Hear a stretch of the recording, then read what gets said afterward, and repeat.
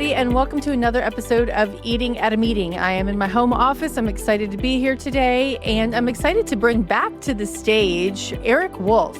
He is the founder and executive director of the World Food Travel Association and is the driving force behind the global Taste of Place movement. For more than 25 years, Erik has worked with destinations and governments and hospitality leaders around the world to position food as more than a meal, which is what I talk about all the time. But food is more, but it has identity, it has culture, it has a competitive advantage. And today, Erik and I are going to talk about what that means for meetings and destinations, hotels, and the way we design food and beverage experiences at our events. So welcome back to the show, Erik. Thanks. Thank you, Tracy. It's great to be back and to see you again and catch up on what's been happening in our lives the past few years. I know. I think it was 3 years ago, and I was in San Antonio when I was going live from a closet in the back of the house of the hotel. But I'm really excited because you also this Taste of Place is from the World Food Travel Association. You've launched this new Taste of Place concept. And I also did a session for the Professional Convention Management Association last month with that same topic, the Taste of Place. How can meeting planners use that food culture to enhance their meetings? And because, like you said, food and beverage is no longer a support service for tourism and meetings. It's the way that destinations can express their identity and protect their culture.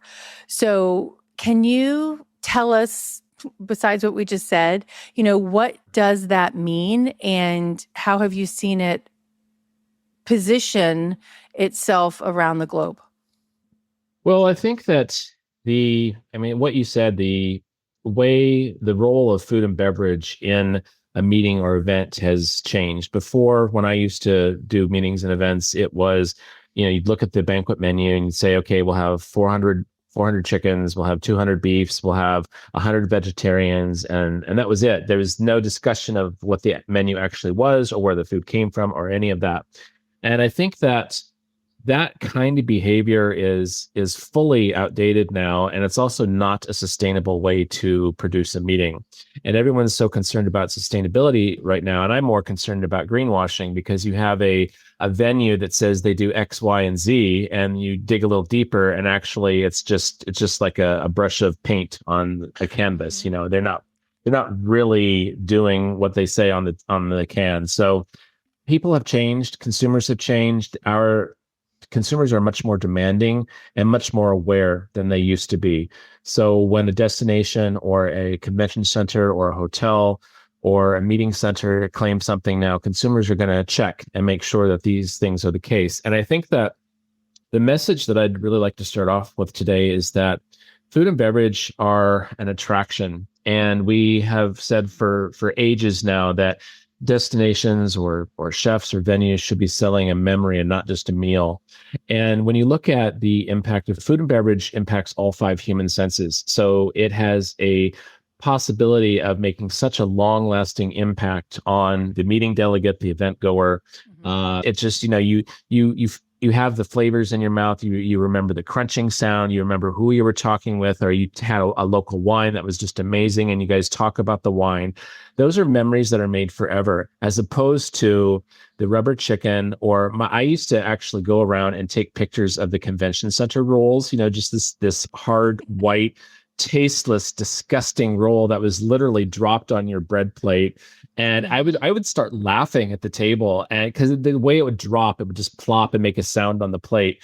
And people would look at me, what's his problem? And then I'd get my phone out and take a picture, right? And they say, oh my God, this guy's a weirdo. But no, I was using it in presentations to illustrate that there's absolutely nothing redeeming about this silly little piece of bread on a plate. And then, you contrast that with a local baker who makes a ciabatta with maybe local herbs or something like that. And then people say, wow, this convention center has really amazing food. There are a few convention centers around the world that are really excelling at this. And I think meeting and event planners are probably thinking, yeah, this sounds nice, but I need my job to be easy. I can't be the F&B police. And I'm producing events for 2,000, 3,000, 5,000 people. This is something I don't need. But actually, I would say that it's your responsibility because you hold the purse strings or your client holds the purse strings. And Mhm. these convention centers, meeting venues, hotels are going to jump through hoops to get your business. So make them perform for you, make them prove to you. And it is possible, it is doable. I have seen success stories at multiple levels. When I lived in Portland, Oregon, there's the Embassy Suites Hotel downtown, which Yep. was known for having outstanding food. There was a chef there that really got it, and he could serve up to 200 individually prepared meals at a time. And it worked like clockwork. Of course, he was German, so maybe there's something cultural I be- that. I went and did the event sustainability course at that hotel. Okay, so Yeah. yeah, you Yeah. probably Yeah. had Hmm. that food. Hmm.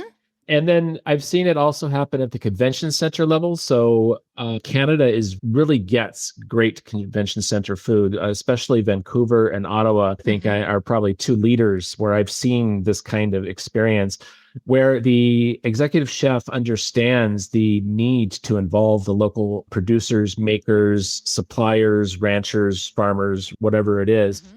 And I think we talk about bringing business to a destination. And if you're bringing 2,000 people to a destination, they're there to use the destination.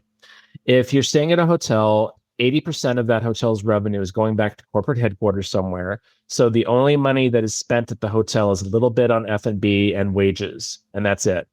And if, a little bit is spent on local transportation, but this is not making the significant economic impact that a DMO might expect because Hmm. of the things are held at chains and the revenue goes back to corporate headquarters.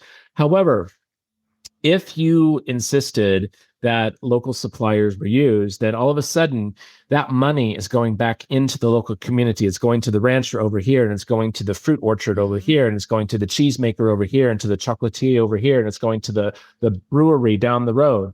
And that money is being invested back in the community. And that you could look at your event or your meeting as a tool for economic development in the community, as opposed to something that's coming in to use and abuse really the community and leave nothing but trash behind.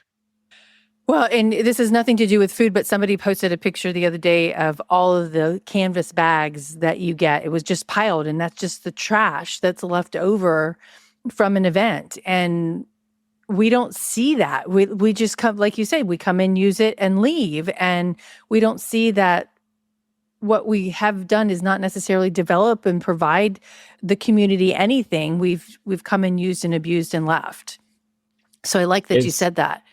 Yeah. it's true. It's unfortunate, and I think that I've worked with so many DMOs around the world, and they ask for you send an RFP and you get different bids back from different DMOs, Mhm. and I think that meeting and event planners should actually put a whole section in the RFP about F&B. What Mhm. local suppliers are you using? How does your event support the local economy with regard to food and Mhm. beverage? Right. Not Mhm. just how many local transportation providers are you using or how many hotel guest nights is this, but what is the economic impact of your event on our community? And that, yeah, I meeting and event planners, especially for the larger events, have such power in their hands Mhm. to evoke change. And that's Mhm. really what we need is people who care to evoke that change, because otherwise it's like you said, we're just leaving trash behind, and that's not pleasant for Well, anyone. and I mean, and kind of going into that, I mean, food and beverages are number one expense for any conference. I mean, and as you get larger, it gets even more. And with the cost of food and beverage rising, and I know other things are rising, but PCMA and the Events Industry Council all show that food and beverage is the number one expense. But it's the thing that we spend the least amount of time on, let alone even asking, hey, are you using any local purveyors? I know that Chef Thomas at the Hyatt Regency in Atlanta, it's a convention hotel, it's huge. And so he's doing a lot with that in Atlanta and the Georgia community and using a lot of local providers as much as possible. Like you said, it might not be good for a conference of 5,000 people, but I know he's using it in the restaurants and the sundry shops, and he's very proud of showcasing what they do. But it does, and I like the fact that that question is huge. Like, what does your food and beverage provide to the local community, right? How does it support the local community? I love that question, to be able to ask that. But personally, even I'm like, I was chatting with a hotel recently with an event that I'm planning, and I said, okay, so I want our surplus to go feed the community. Well, we don't do that. That's against corporate policy. And we'll also get sued. I said, no, your adjacent properties do it, not in the same ownership or whatever. But so I don't understand that philosophy. And you get you get a wall in some instances. You get a wall. It is, it's the easy answer, and it's also the lazy answer. And Right. I have been in situations like that before where I've had that said to me. And at that time, I couldn't do anything about it. But before you sign the contracts, you can do something about it. And the way I look at it is, look, if there's going to be surplus F&B and I want it to go to a homeless shelter or whatever that is, make the recipients sign a waiver that they won't sue you, that this is being provided with, in good faith, XYZ, and here's all the clauses. Sign it here. We'll give it to the homeless shelter. And if someone gets food poisoning, okay, we're absolved of that. But, where there's a will, there's a way. Well, and the Food Donation Improvement Act actually protects you from that already. And which was signed in 2021. And before that was the Bill Emerson Good Samaritan Act. So you have liability protection from that across the board already, here in the States at least. And I know you're in Spain, and I was chatting with a woman years ago in the incentive industry, and I know I've told the story, I don't know how many times, but she saw one of the banquet servers in the back, or kitchen staff in the back, crying as she was throwing away food, and she was throwing away filet mignons. Oh my God. And this woman was crying, and this woman said, "Why are you crying?" And she's like, "Because I can't afford to buy this myself, and my boss is making me throw it in the trash." Because it was prepared but unserved. It wasn't like it was, on your plate, but it was prepared unserved. Yeah. So we have got to do better with as much food as we buy. We have that buying power. And if you look at the corporate, I don't know if you said this beforehand, before the show or not, or if it was when we got on air, but, the corporate mantras of like, hey, we want to be sustainable, we want to do this, but is it being passed down to your franchise owners, right? Because majority of the hotels are franchise owned. So how are you embedding that into that? And not just homeless shelters either, but also animal shelters. There's a lot of dog shelters can you imagine dogs getting filet mignon for dinner because no one could eat it? Yeah. They would be such happy little campers, wouldn't they? Exactly. Yeah. And even the pigs, right? The local pig farmers. Any of that, any of those animals. Yeah. Okay. So one thing that I saw in the report was that the phrase that local isn't enough. What does that mean? When you look at local, can mean anything. It can mean that I called up my local Cisco rep and said, I need, 10,000, whatever it is. It could be you bought something from a local store and they were shipped in from China, right? There's a lot of wiggle room when it comes to local. And a better way to handle local is actually to cite the source. And this, especially when it comes to food and beverage, I like to suggest that meeting event planners use something and also chefs in restaurants, use something that we call menu messaging. And rather than just giving the delegate a menu and saying, okay, first course, second course, whatever, you actually say where the food is from. So in Portland, where I used to live, it was Carlton Farms pork fillet with Willamette Valley Vineyards, whatever it was. Or in San Francisco, you'd have something like, no, not San Francisco. Let's go back to Portland. Rogue Creamery, blue cheese, smoky blue cheese. And so you could actually see where these things were coming from. And you can even take it a step further and put the faces behind the places, because people, it's one thing to say this and also to include it on the menu, and that's good. You get a good star for that. But could you imagine introducing Dave Gremmels from Rogue Creamery and saying, and here's Dave, the cheesemaker, and the cheesemaker is here at our event. Okay, not practical to happen all the time, but Mhm. You could maybe get one or two of your suppliers to come in and just, hey, I made the chocolates today, or I crafted the beer today. I hope you enjoy it. And what a cool impact that would be. People could get their pictures taken with Mhm. them as well. And these people, not just chefs, but these people are celebrities. Everyone is They obsessed are. with food. Mhm. And they want to meet the barista, they want to meet the winemaker or the brewmaster, they want to meet the chef. Yep. This is what people want, and it could even be done as an attraction at the Mhm. convention Yep. center or hotel. Yeah. Well, we do all kinds of puppy people bring puppies and goats into their booths to have people come touch them and play with them. Why not bring the local farmer or Yeah. especially if you're doing something that's really, sponsoring something. If you're sponsoring a food and beverage session, can you bring in that local person? It adds so much more value. And they are farmers and different makers, cheese makers, et cetera, are like celebrities now. People like to follow them. They want to know how they do it, what they're doing. So I think that would be a Hmm. lot of fun. It would be.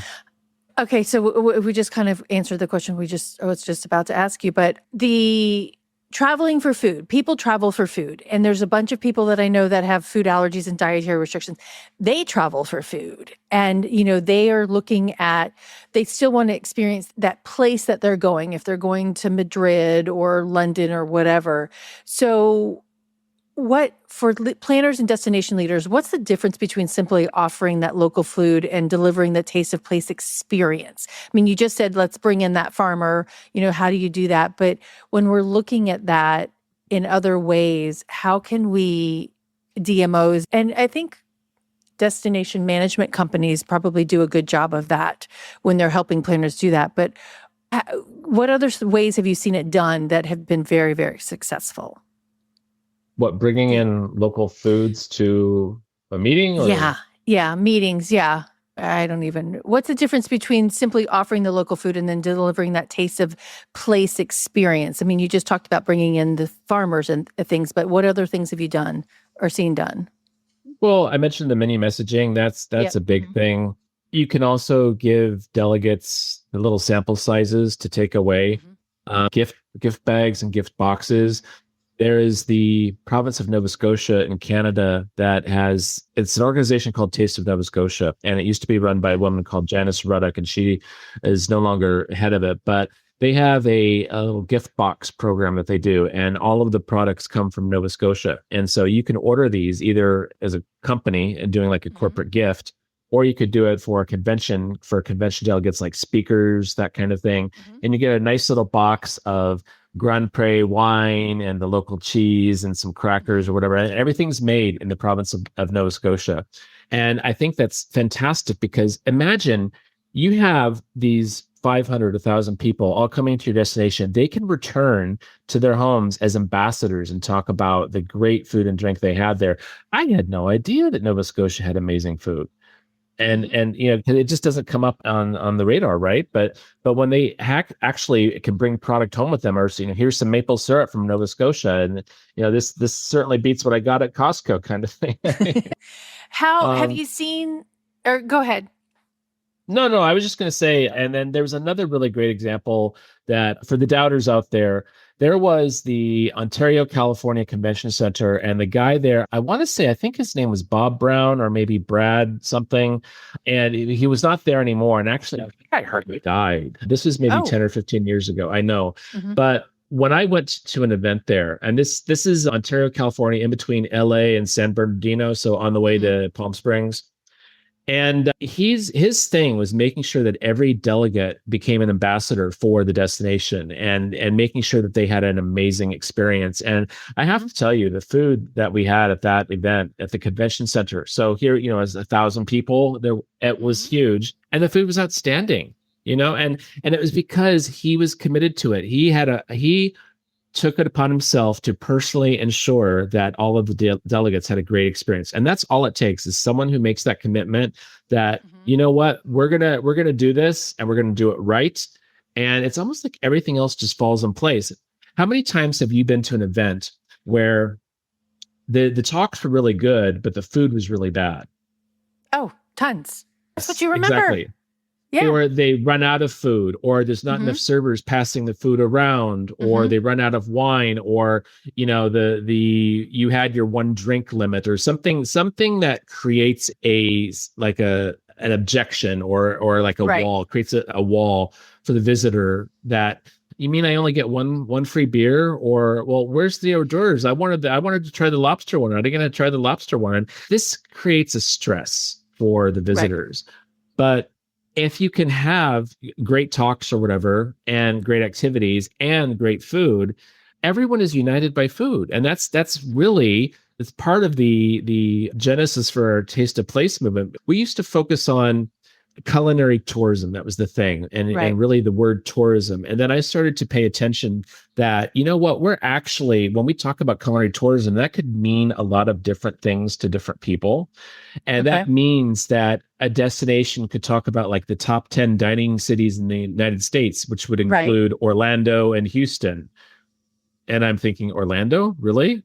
And so, okay, so for anyone who's from Orlando or the CVB there, I'm sure you've got great restaurants, but there's a lot of other places I would probably put first before Orlando on that list. And really, what these lists are the top 10 visitor arrivals, right? Orlando is a Mhm. hugely popular destination, and that's why it made that list. But it's not necessarily a place that would be on someone's top 10 list. And then you look at places like Barcelona, which are just fraught with over tourism. I mean, you go down Las Ramblas and it's just rife with tens of thousands of tourists on any day.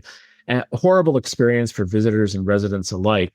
And I started to think, you know what? We actually are driving misunderstanding in our industry by talking Okay. about culinary tourism and promoting tourism. And we're starting to get away, well, we have been for a couple of years now, getting away from tourism per se. And that's why we're focusing more on culinary culture and culinary heritage.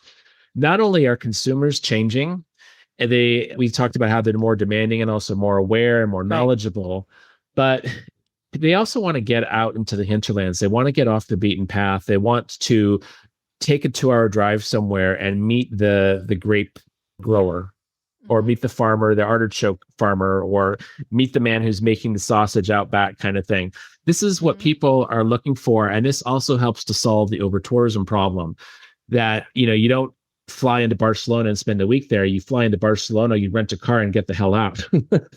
Well, yeah, I mean, and I remember going to I think it was just an DMC network event, and it was in, oh my gosh, in Mexico. But there was a guy who was hand churning ice cream, like at Nice. our event. I mean, and I have pictures of that, and I love showing that photo and that experience of. And he had 3 different kinds of ice cream that he was just hand churning right there, and that enhances that experience so much better because you're not getting just a scoop of ice cream from the container that's in the freezer. So Exactly. Perfect example. how have you seen cities use the culinary culture as a competitive advantage? And we talked before we got on the show because I said I know that Tucson and San Antonio are both UNESCO cities of gastronomy. And then I read in your newsletter too that Italy's food culture just got a UNESCO award. How can It got so that's 2 recognized questions as in. intangible cultural heritage. Yes. Okay. Yeah. So I think I just rolled like 5 questions into one thing, but let's go back to that first one. But how can and DMOs and CVBs use the culinary culture of a city as a competitive advantage? And have you seen any cities that have done that well? Yes, definitely. When I was living in Portland, I would see Portland at a lot of different events like NTA and so on. And they would bring local ice cream. They would Mhm. bring Dungeness crab. They would bring local wines and beers, Portland coffee. And that's a great way to literally let people taste. I get a taste of what they're going to experience when they go to Portland. So that is one example. But then you started to bring in the idea of certifications for destinations. And that is an interesting path to go down. A lot of destinations now are getting on the Michelin bandwagon. And it's one thing that drives me crazy because, first of all, not all destinations are gourmet destinations. And when a destination aligns itself with a premium guide like Michelin, it's putting a a gold veneer over the destination and making the destination seem like it's gourmet. So maybe, Aunt Sally and Uncle Harry can't afford to go to the city anymore. They think that it's out of their price range. The state of Virginia turned Michelin down. I think they wanted something like I saw that. $250,000, yeah, to do a guide. And this is pay to play. Singapore, South Korea, they've paid millions. Thailand have paid millions of dollars just to get a guide. Saudi Arabia, I've got a guide right here. So I do work with Saudi Back Arabia. it up a little bit. Yeah. There we go. There we go. Can you see it? I do work with Saudi Arabia, and this is the Michelin guide for Saudi Arabia. And I actually have to say it is well done. There's restaurants in here that are not Michelin starred restaurants. This one Takia that I've been to in Riyadh is outstanding. It's kind of like modern, innovative Saudi cuisine, really lovely. And this kind of thing is helpful, but also it puts the Michelin veneer on things. And what is not being recognized is the culinary culture and heritage.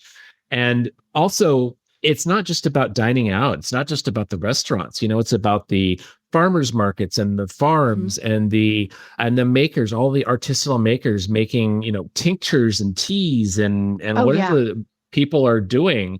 That's the culinary culture. And that's another reason why we created the Taste of Place movement, is to put the spotlight on people like that. I mean, I think, Michelin is it's a lovely guide. I would use this if I went back to Saudi Arabia, but it's also not something, people don't eat in Michelin star restaurants every night.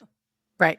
And we're not gonna have 21 meals in 1 week out of this guide. That's just not how things work. Right. Yeah. I wanna go to the market and have what Abdul is having, right? That kind of thing.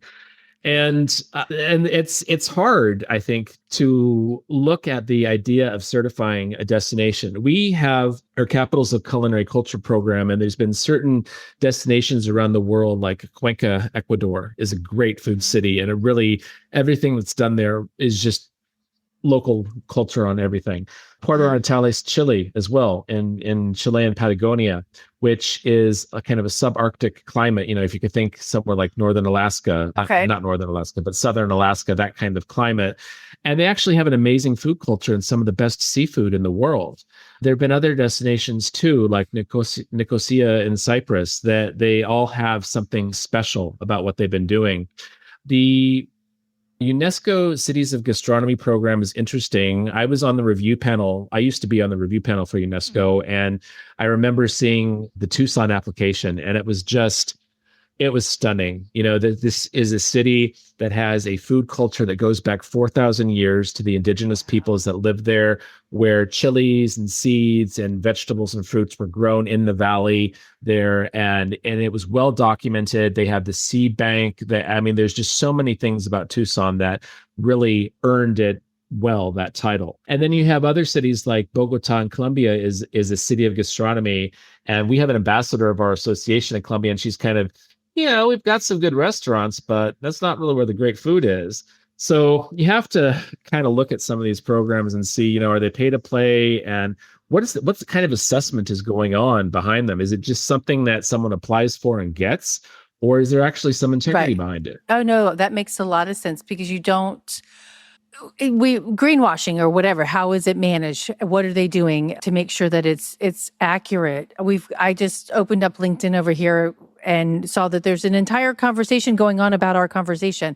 But to your point, it is. I'm like, I remember sitting in a hotel and it was a lecture on sustainable seafood.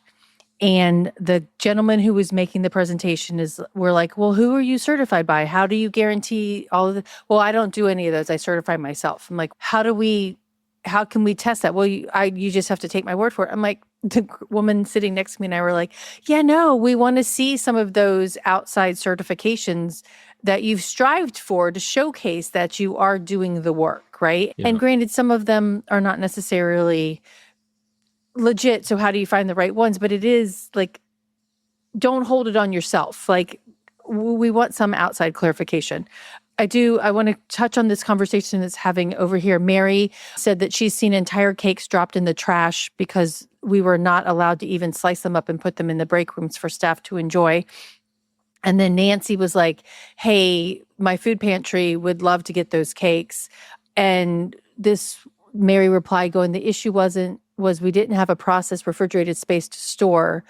And, now Too Good to Go, the app is there that we can still hopefully use. I don't know if it's everywhere yet, and then Paige asked, how can we become involved in the World Food Travel Association? And Nancy would kindly put the website in there.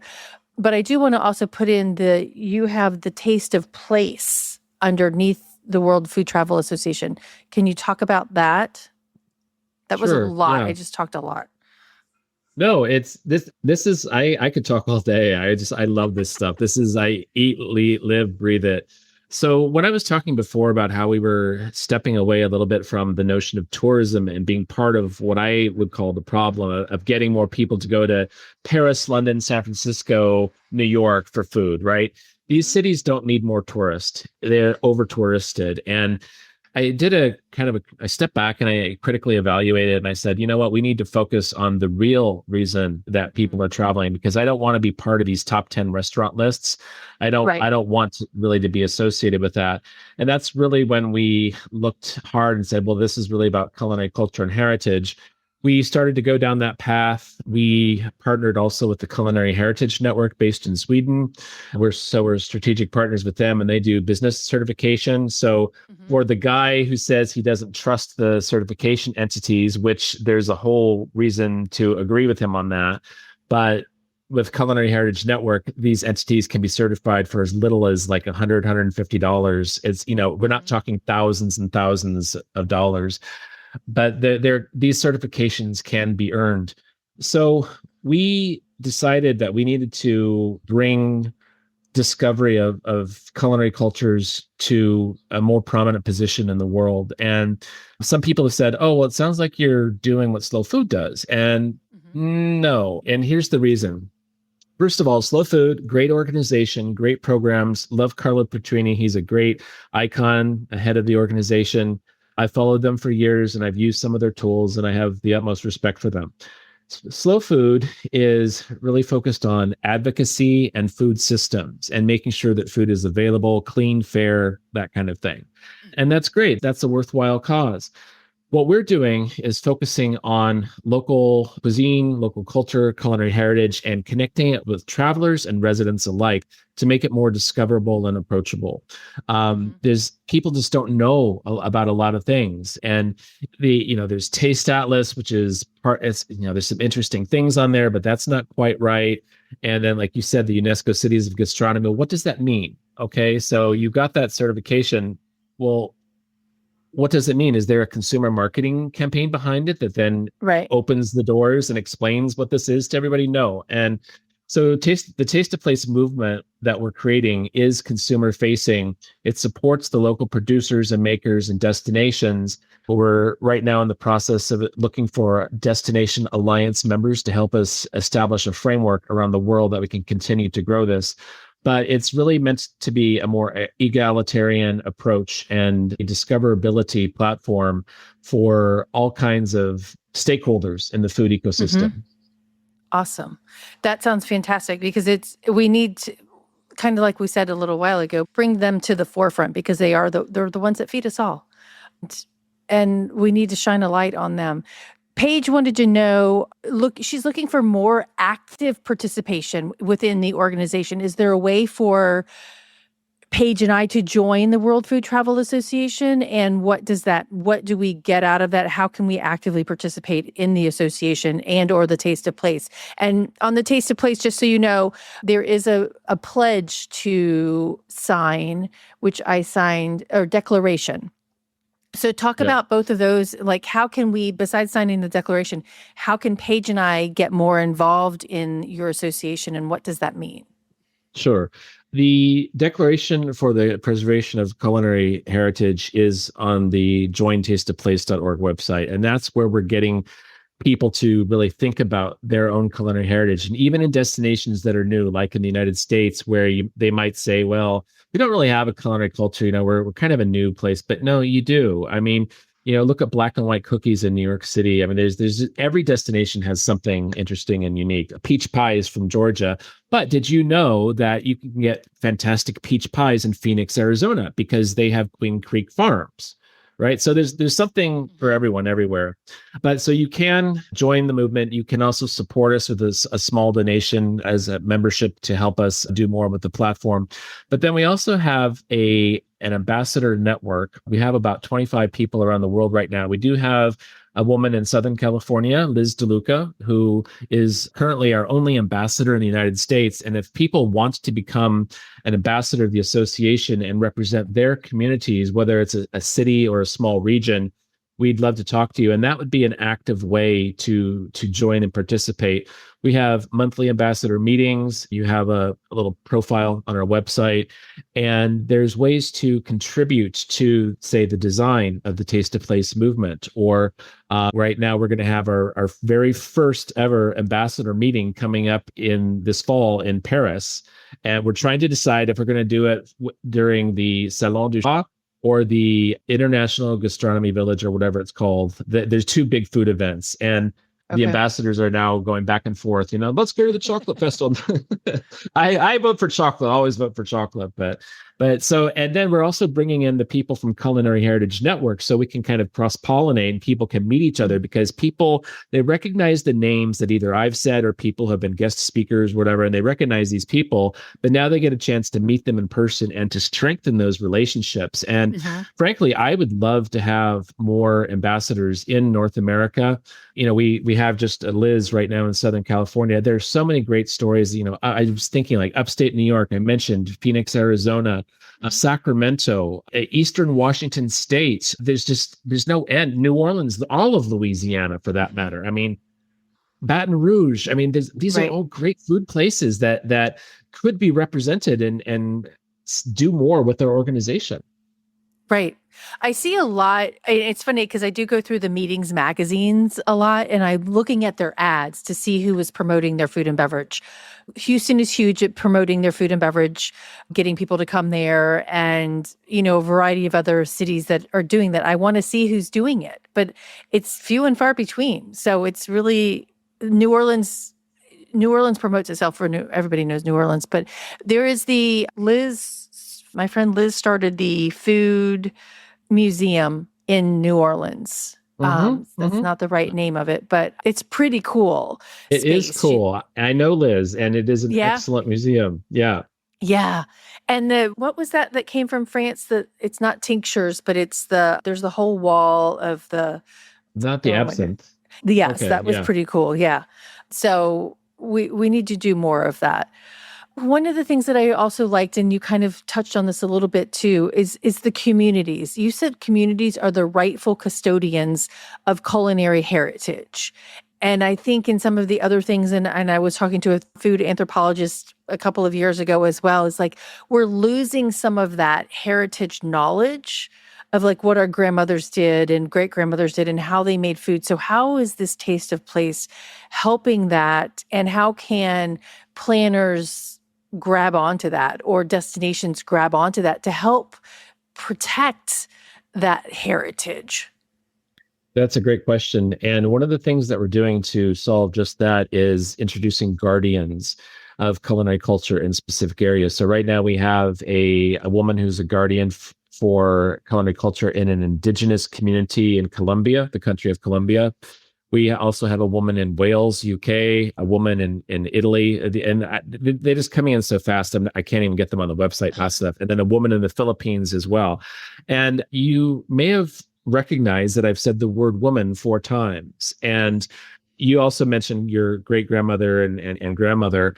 And I think that the important message here is that we need to remember the role of woman in culinary culture and heritage preservation, because women they're the ones in the kitchens. They're the ones with the cookbooks. They're the ones who know the ingredients. They know what herbs to use or what herbs can be used for ailments and so on. They're the ones who know how to make the dumplings or how to make bread by hand or how to make pasta by hand, right? It's typically not the men. Now, I'm not being sexist here, because men are usually the great barbecuers, right? We're great on a grill, but with a beer in our hand, usually. Right, exactly. but it's the women that I think are the unsung heroes. And I interviewed for our podcast a woman from Spain.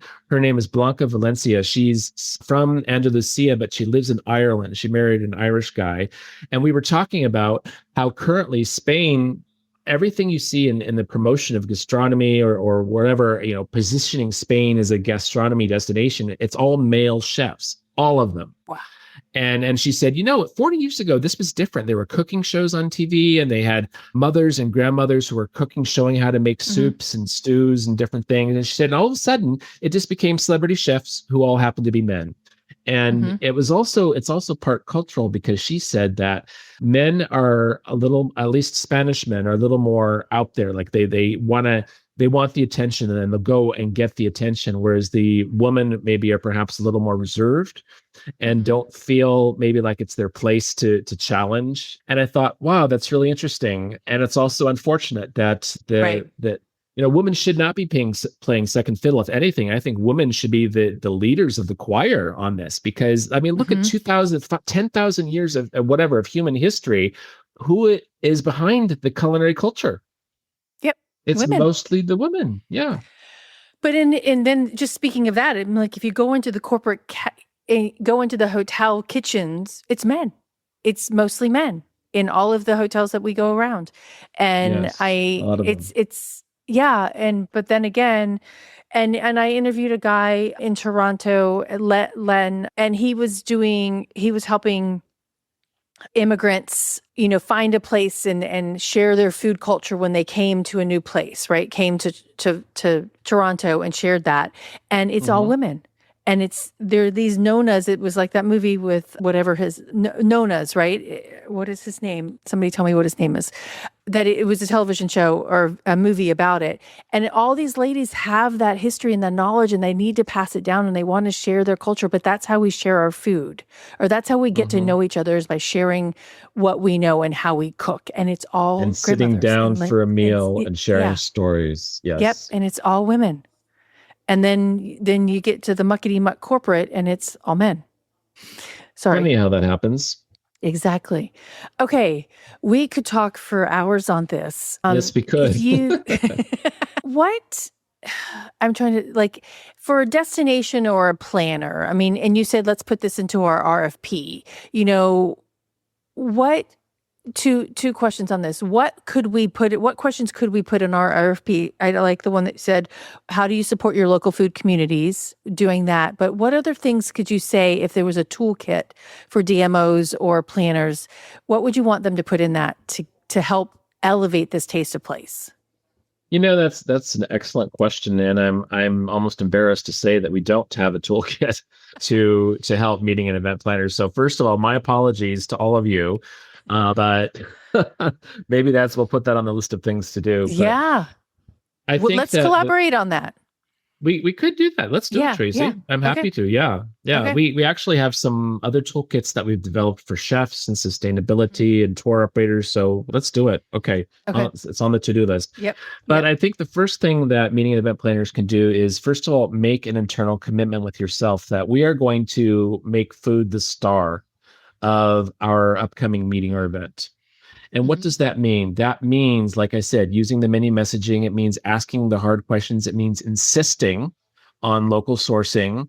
It may also mean actually requesting copies of invoices from local suppliers. They do this in Canada. There's a certification that's offered by the Culinary Tourism Alliance in Canada. And in order to get the certification, you have to produce a percentage of your invoices have to be from a certain radius. And so these kinds of things can be done. And, you are the leader here. You are the customer. What you want, they will do for you. And if it's not their policy, if they refuse, if they say, I'm sorry, it's corporate policy, we can't donate leftover food, then go somewhere else, because they're not the right fit for you. The world is changing, and there's so much at stake right now with regard to the survival of the planet and the survival of humans as a species. I mean, I see climate change around me all the time. I see 20 miles of trees that have just died because the climate has changed. The climate is getting hotter and hotter. And in 40 years, we're going to be like Morocco. I see this happening on a yearly basis that actually creeping Mhm. in. So be part of the solution and make that commitment and ask the hard questions. And then probably in 3 months, you'll be able to download the meeting and event planner F&B toolkit Yeah, from Tracy's website. exactly. Yeah. Well, I mean, even the like just talking like we have a creek out back. And when we moved in 4 years ago, I mean, it was full and it was I mean, not something that I would jump into, right? But it's completely dry now. And it's just it makes me very sad. And I think that beavers have set up a dam along the way and blocked part of it, but we need to figure that out too. But at the same time, it's just we see all these fires and that are happening in various places and the world is getting hotter. But I love that and we're going to work on that toolkit Yeah. because it's all Yeah, about that sounds eating at a good. meeting. Yeah. And okay, so from the trends report, are there any trends that meeting planners should be paying attention to now if they want to stay ahead of in the next 3 to 5 years? There's all kinds of stuff. I would encourage anyone to go to our Just give me website and two. Yeah. download the state of the industry report. But I think that one of the things to plan for is the use of AI in planning. And I think that AI can help us to be more efficient. We, use it as a tool. Don't let it take over you. Tell AI what you want it to do.